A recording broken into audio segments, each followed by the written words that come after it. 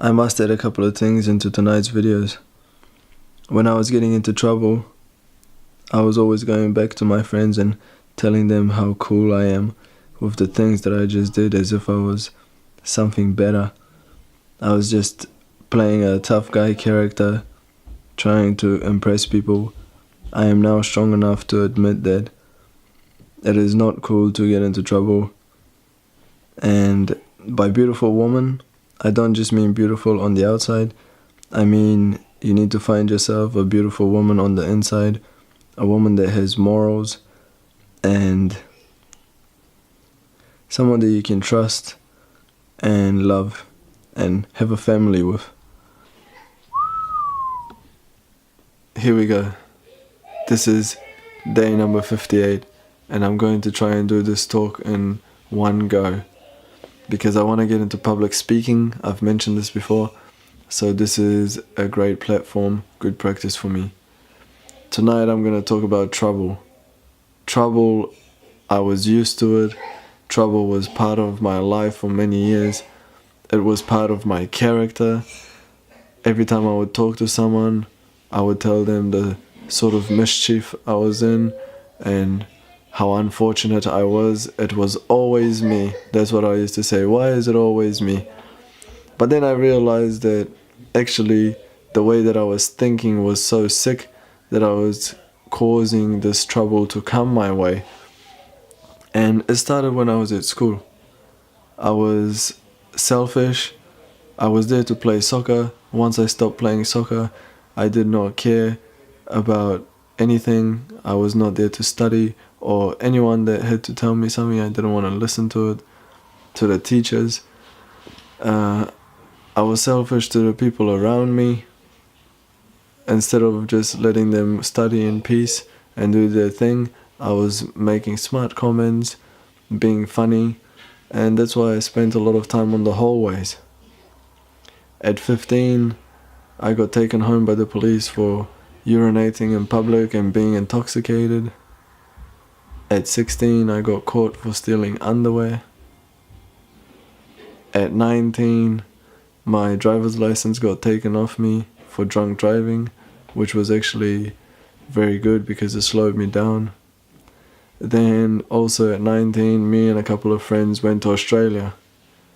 And we were in Australia for 1 month. We got drunk almost every day.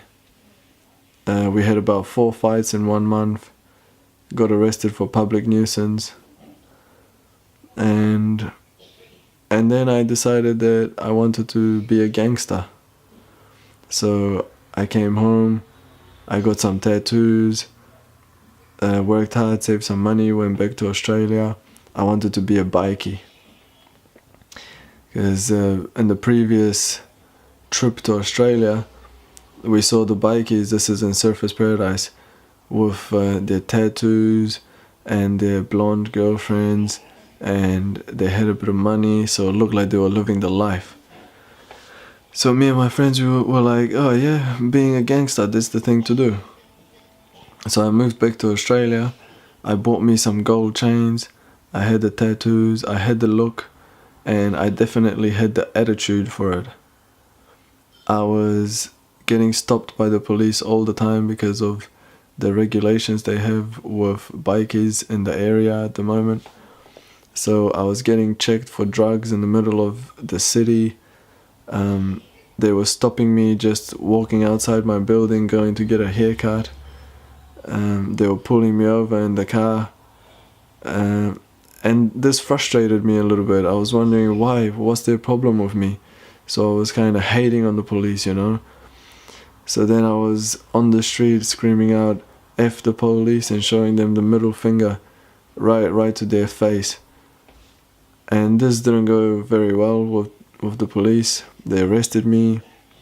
They arrested me for being public nuisance a couple of times. Also for obstruct and assault officer a couple of times. We were getting into fights. I was not afraid to fight. So I was out there causing dramas. I'm lucky that nobody got hurt and I didn't get hurt. but I got arrested for trying to kick someone in the head in front of the police. These are things that I would never do if I was mentally okay. I was under the influence of alcohol at the time. It's one of the reasons I do not drink today. Also, when I got arrested, I wasn't just going in the cell nicely. I was going in there swearing my head off, telling them they're nothing, you know, basically treating them as if I was something better and they were garbage. But it's no longer that way. I have respect for the police, and they are doing their job. A lot of them are good cops. There are some crooked cops out there too, but there's just people, you know. You get some good ones, some bad ones, but you can't hate on the police just because of a bad experience that you had. Trouble. I used to go out, this was me, I used to drink and say to my friends, oh, I hope we don't get into a fight tonight.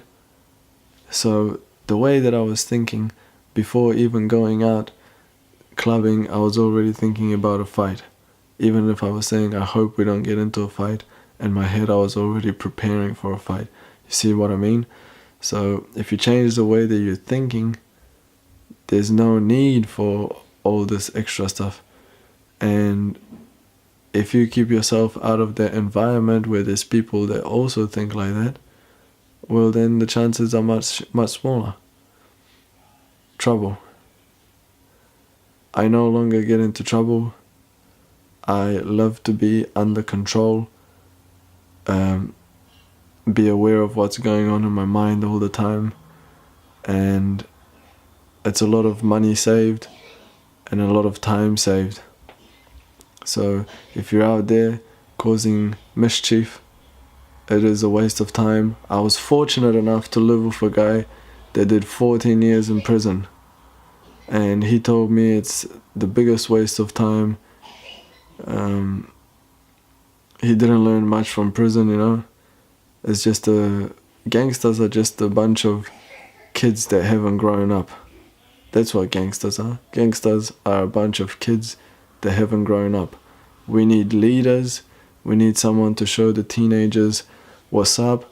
We need to show them that there is another way of getting money and finding beautiful woman or whatever it is that you're out there for.